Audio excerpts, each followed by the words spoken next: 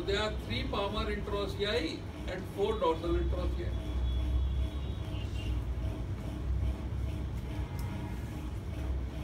ठीक है? अब कोई ये बता दे कि I only want my FDS to contract and not the FDP. How to do it?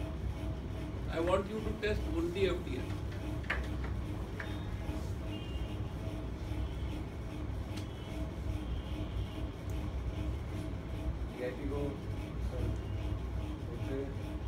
ऐसे रोक दो।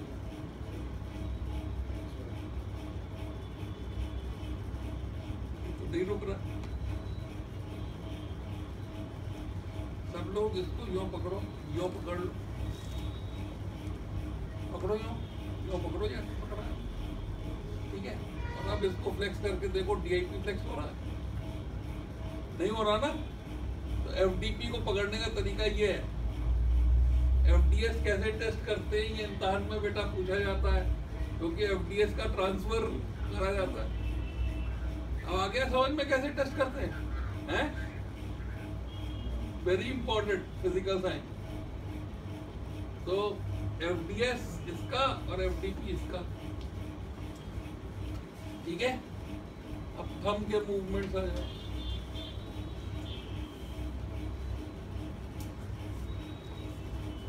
सबसे पहला abductor pollicis longus and abductor pollicis ब्रीविस। Abductor हो गया।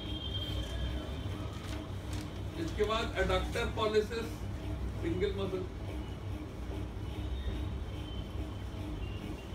इसके बाद एक्सटेंसर पॉलिसिस लॉन्गस और एक्सटेंसर पॉलिसिस ब्रीविस। पॉलिसिस लॉन्गर ब्रीविस इसलिए कि जब थंब एडक्टेड हो तो एक्सटेंड करने के लिए ब्रीविस एक्ट करता है, सीधा जाता है। और अगर थंब एबडक्टेड हो तो लिस्टर्स ट्यूबरकल का चक्कर काट के लॉन्गस आता है, वो इसको एक्सटेंड करता है। समझ गए? तो पॉलिसिस लॉन्गस एबडक्टेड थंब में एक्ट करेगा और ब्रीविस एडक्टेड थंब में एक्ट करेगा।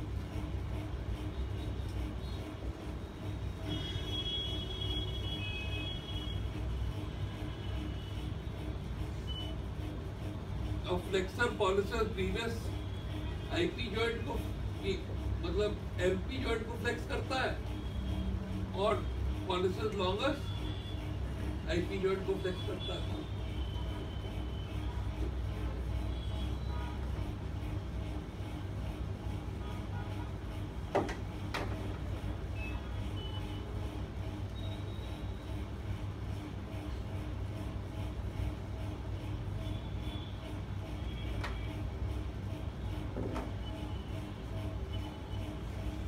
बन गया है? अब कोई मसल बचा तुम्हारा? नहीं बचेगा, बच ही नहीं सकता क्योंकि मूवमेंट ही नहीं, तो बचेगा क्या?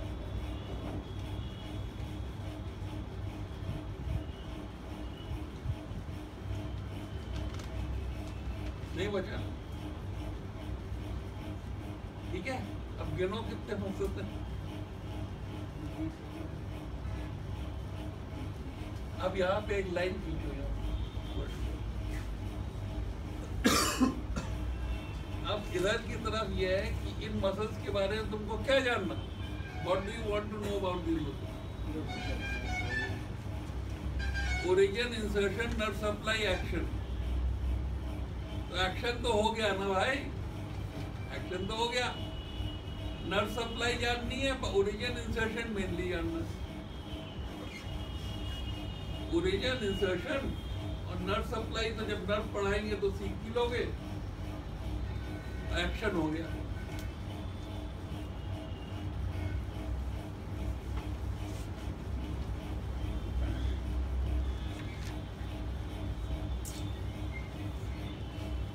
तो जिस जॉइंट को मूव करता है उसके डिस्टल लगेगा, बस जस्ट उसके डिस्टल लगेगा, करीब करीब हर जगह सही। कार्पस को मूव कर रहा है तो मेटाकार्पल में लगेगा। अगर MP को मूव कर रहा है, ठीक है, तो टीनोटीजिंग इफेक्ट से मूव कर देगा और लंब्राइकल मूव करेगा, ठीक है। एक्सटेंशन एक्सपेंशन में लगेगा। अगर पीआईपी को मूव कर रहा है तो एफडीएस इस वाले इसमें लगेगा, अगर इसको मूव कर रहा है तो यहाँ लगेगा। इंसर्शन तो साला प्रॉब्लम ही नहीं, खाली प्रॉब्लम है ओरिजिन। तो अब ओरिजिन याद कर लो। ओरिजिन जो है वो ऐसे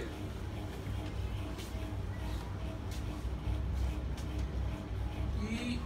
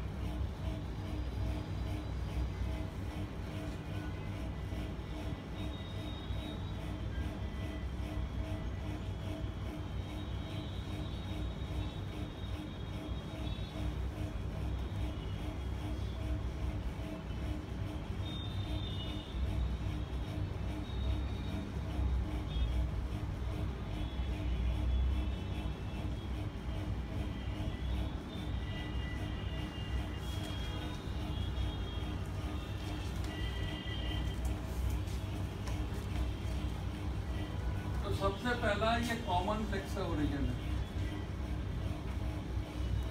और ये common extensor origin. Any origin can be from only humerus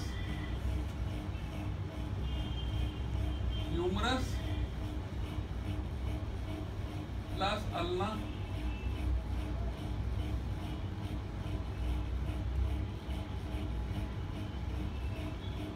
humerus plus ulna plus radius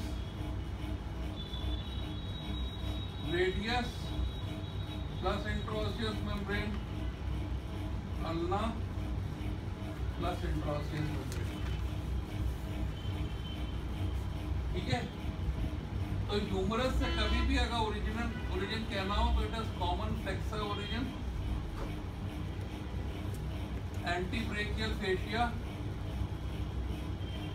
intermuscular septum. ये तो कॉमन ह्यूमरस अगर कहना है you have to say this common flexor या extensor origin, antebrachial fascia, intermuscular septum. जब तक इतना कहोगे तब तक आगे सोचने का मौका मिल जाएगा। इसके बाद the two muscles that only originate from are flexor carpi radialis and palmaris lumbar।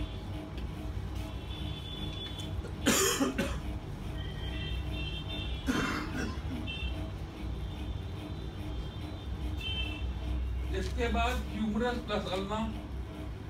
अगर मीडियल साइड से मीडियल एपिकोंडाइल दिख रहा है, ये ट्रोक्लिया दिख रहा है, यहाँ पे ओलेक्ट्रोनॉन और कोरोनॉइड दिख रहे हैं। ठीक है, तो कॉमन फ्लेक्सर ओरिजिन और इससे ओरिजिनेट करता है प्रोनेटर टीरीज, और यहाँ पे होता है लिगामेंट, यहाँ पे उसकी part of ulnar collateral ligament होता है। तो फ्लेक्सर कार्पी अल्नारिस ओरिजिनेट करेगा common flexor origin,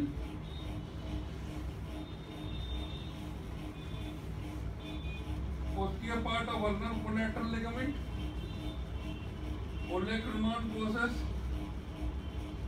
upper 1/4 of posterior border of ulna, और यहाँ पे एक एपिनेरोसिस होती है। There is a aponeurosis which is common to flexor carpi ulnaris, क्योंकि ये मतलब फ्लेक्सर कार्पी अल्नारिस है ना, ये common to flexor carpi ulnaris. इधर की तरफ एक्सटेंसर कार्पी अल्नारिस, एंड इसके डेप्थ में एपिनेरोसिस की डेप्थ में कौन सा मसल है, flexor digitorum profundus. Flexor digitorum profundus. ये flexor digitorum profundus. So this epineuritis is common to flexor carpi ulnaris, extensor carpi ulnaris, and flexor digitorum profundus. So flexor carpi ulnaris का origin is common flexor origin, antebrachial fascia, intermuscular septum, posterior part of ulnar collateral ligaments, olecranon process, upper 1/4 of posterior border of ulna. An epineuritis which is common to flexor carpi ulnaris, extensor carpi ulnaris and flexor digitorum profundus. ठीक है, याद हो गया? हाँ? तो यहाँ पे अगर मुझे दो मसल लिखते हैं तो मैं लिखूंगा प्रोनेटर टीरीस एंड, अब इस वाले जो अल्नर हेड है प्रोनेटर टीरीस का, ये वाला, ये बड़ा इंपॉर्टेंट है क्योंकि यहाँ से जो मीडियन नर्व आ रही है वो दोनों के बीच में पास होती है, like this. It passes between the humeral head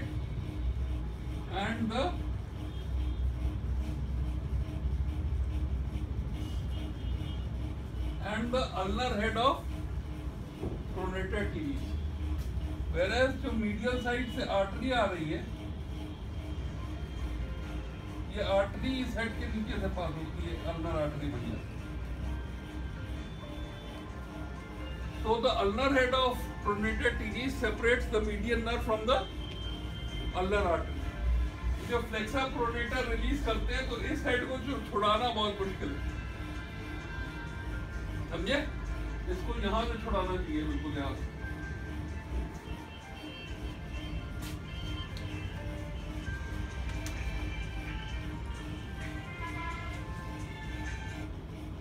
जय श्री राम भाई.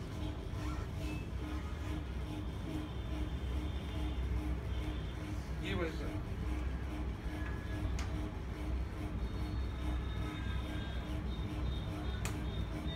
नहीं, बिल्कुल नहीं.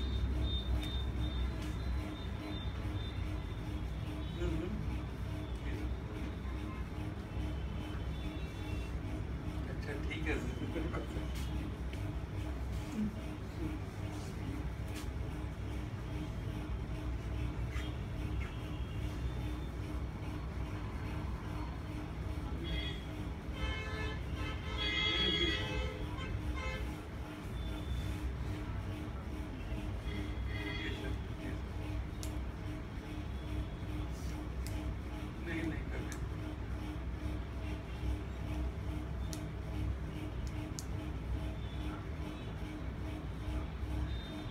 बिल्कुल ठीक है.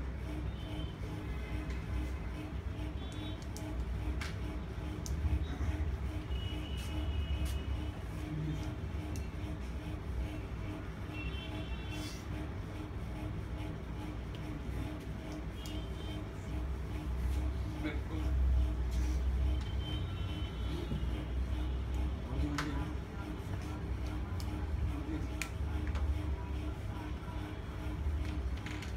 सर, जयविद होय नाथ जब पूरा करो सुदेख दास में होगा. और क्या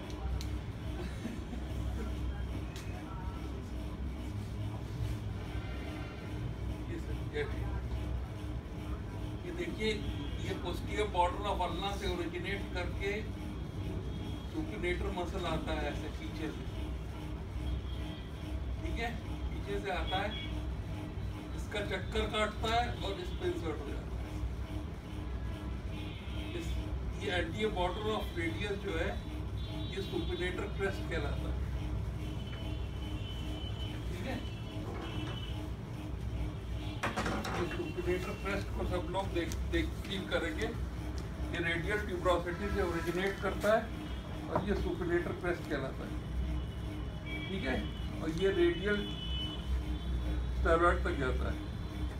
ये इंट्रोसियस बॉर्डर है, तो ये मसल पीछे से आके जो आके इस पे इंसर्ट हो जाता है, ठीक है. तो इसलिए इसको ये यूं घुमा देता है. पर रेडियल ट्यूबरोसिटी पे बाइसेप्स इंसर्ट होता है, तो जब एल्बो फ्लेक्स हो जाती है तो बाइसेप्स रेडियल ट्यूबरोसिटी को यूं खींचता है, इसलिए सुपिनेट कर देता है.